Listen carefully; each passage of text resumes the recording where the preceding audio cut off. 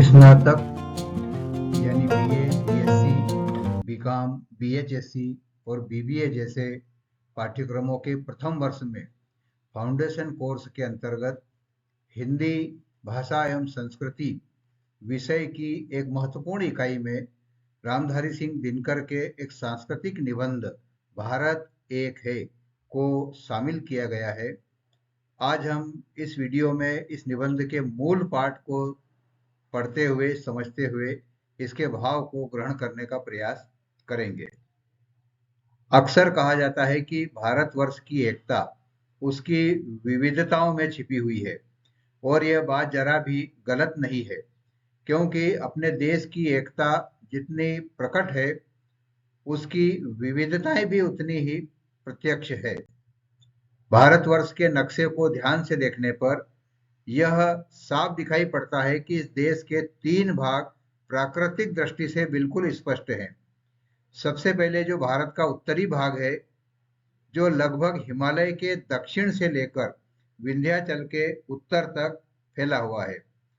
हिमालय के दक्षिण से लेकर विंध्याचल के उत्तर तक फैला हुआ है।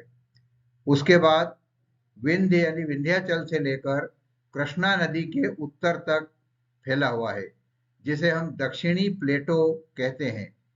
इस प्लेटो के दक्षिण यानी कृष्णा नदी से लेकर कुमारी अंतरीप तक का जो भाग है वह प्रायद्वीप जैसा है।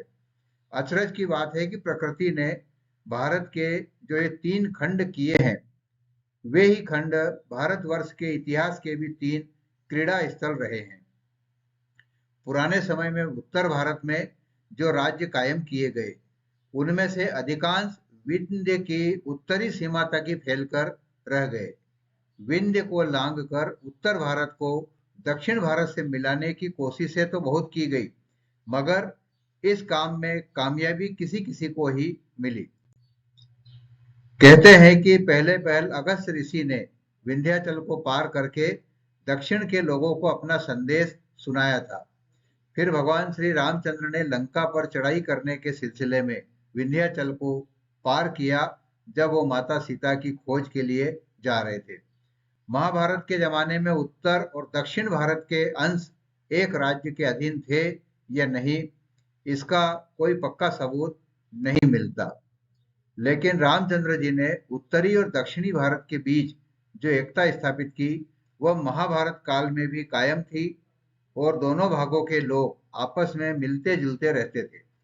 महाराज युधिष्ठिर के राजसूय यज्ञ में दक्षिण के राजा लोग भी आए हुए थे और कुरुक्षेत्र के मैदान में जो महायुद्ध हुआ था, उसमें भी दक्षिण के वीरों ने हिस्सा लिया था।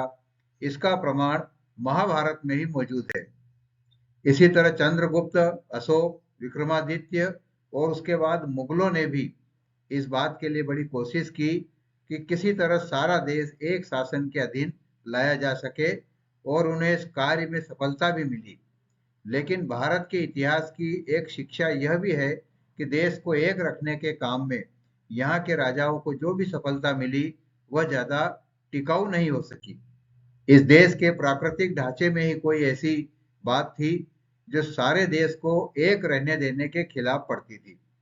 यही कारण था कि जब कोई भी बलवान और दूरदर्शी राजा इस काम में लगा, सफलता थोड़ी बहुत उसे जरूर मिली, लेकिन स्वार्थी, अदूरदर्शी और कमजोर राजाओं के आते ही देश की एकता टूट गई।